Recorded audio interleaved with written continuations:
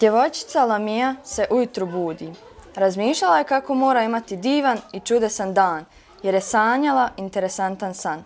Probudio je čudan zvuk klavira. Kada je ustala, počela je čitati knjigu o toj vrsti patuljaka. Saznala je da su bezdušni, ali u slučaju kada budete dobri prema njima, oni se sprijatelji. Trodnevna radionica biblioteke Pričaju čudesne priče, namijenjena učenicima osnovnih škola sa područja Bugojna, održana je u prostorijama Gradske biblioteke Bugojno. Biblioteka je prethodna 3 dana pružila prostor za razvoj intelektualnih i kreativnih sposobnosti kroz različite aktivnosti i radionice.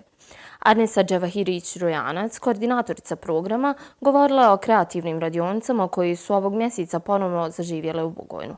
Ona je dodala da se kroz biblioteku promoviše kultura čitanja i učenja, što je ključno za razvoj budućih generacija. Mi smo zaista pozitivno iznenađeni koliko je ova radionica imala pozitivnog odjeka u javnosti, koliko su roditelji, djeca i nastavnici zainteresirani za program koji nudi biblioteka. Ova radionica pod nazivom Biblioteke Pričaju čudesne priče broji 32 učesnika, s tim da smo imali i naknadnih dolazaka, ali mi naravno primamo svako dijete i biblioteka je otvorena za sve uzraste.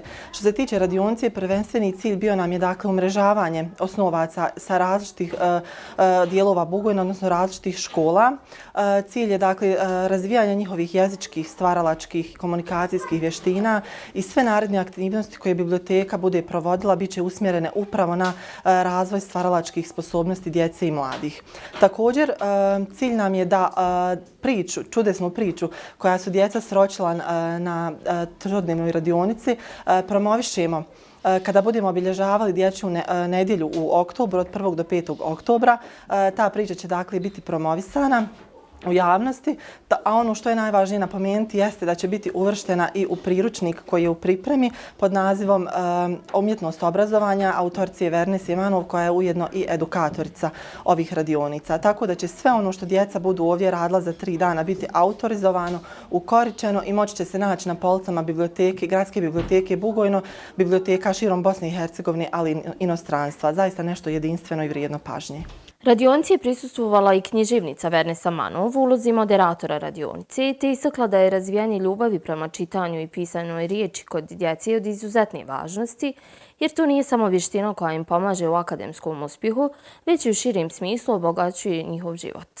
3 dana stvaralačke radionice, svaki dan za sebe je bio priča za sebe, dio jedne čudesne bajke stvaralačke u kojoj je preko 30 djece, ja volim kazati u okrilju krasne Gradske biblioteke Bugojno stvaralo svoju priču kreativnu, ali i zajedničku priču koja je dokaz njihove nevjerovatne inspiracije, mašte i onoga što svako dijete u svom srcu i svojoj duši može da ponudi svijetu. Samo im mi odrasli trebamo dati motiv, trebamo im dati podršku i prostor u kojem će to da se desi. Miris Palačinki tog jutra podsjeti je na dan na moru kad je imala cvijet u kosi. Nije odmah vidjela da je imala magični lančić i malenu porku. Poslije puno vremena u vodi osušila se i tek tad saznaje da su te stvari tu. Odmah je svojoj drugarici Mileni tad rekla: "Vidi Milena ovo, neka poruka." Milena upitala mi: "Wow, šta tu u poruci piše?"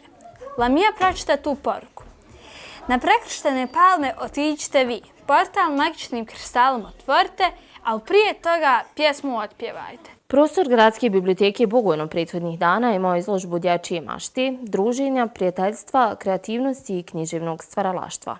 Ustala je da doručkuje, a zatim je oprala zube. Taj dan je bio sunčan. Odlučila se igrati sa drugarima na polju. Na putu do prijatelja u gustoj šumi je čula neke glasove. Odlučila je da provjeri ko proizvodi te glasove. Bilo ju je strah, ali je ipak otišla.